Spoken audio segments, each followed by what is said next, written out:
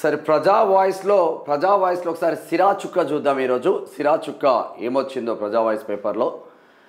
కొండా దంపతుల జీవితం ప్రజాసేవకి అంకితం, విమర్శలు ప్రతి విమర్శలకు తన ప్రజాసేవే సమాధానం, పేద బడుగు బలహీన వర్గాలకు సేవ రారాజుగా కొండా దంపతులు, సమస్యల పట్ల అత్యంత క్షేత్రస్థాయిలో అధ్యయనం చేయగల సమర్థవంతమైన మంత్రి, గుడిసెవాసుల గుండె చప్పుడు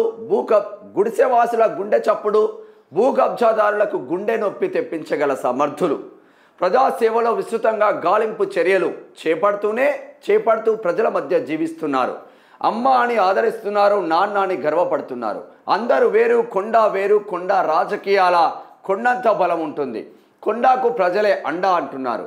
కొండ గుండెల నిండా ధైర్యం, కొండంత ప్రేమ కొండకే సాధ్యం. తెలంగాణ కోసం మంత్రి ఎమ్మెల్సీ పదవులను గరికపోచలా విసిరివేసిన కొండా దంపతులు, ప్రజాసేవకు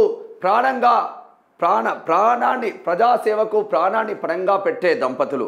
మీసం మెలగడం ఎవ్వరి తరం కాదు, దానికి తగ్గట్టు సేవ చేయడం కొండాకే సాధ్యం.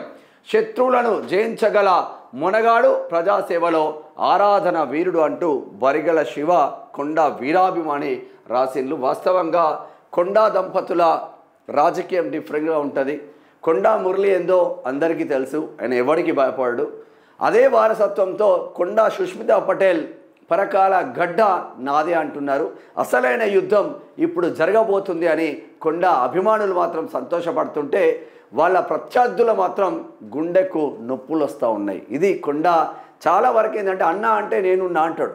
నేను వరంగల్ ఆటో నగర్కు పోయినా, మా ఒక తాత ఉంటాడు ముస్లిం, ఆయన దగ్గరికి పోయాను. ఇంటికి పోతే ఆ బిడ్డ కొండా మురళి ఏమంటే, నేను ఈడ కట్టుకున్న ఇల్లు ఫక్రుద్దీన్, మేము ఈడ కట్టుకున్న ఇల్లు అని ఆ ఫక్రుద్దీన్ తాత చెప్పిండాడు. కొండా లేకపోతే మాకు ఈ ధైర్యం లేదు అని కొండా మురళి పైన పాటలు కూడా వాడిండు. నేనే వరంగల్కి పోయినప్పుడు. అంత ఆదరాభిమానాలు ఉన్నారు కొండా దంపతులు అని మా బరిగల శివ కొండా వీరాభిమాని ఈరోజు అంటే కొండా దంపతుల పైన స్పెషల్గా రాసిండు ఈరోజు.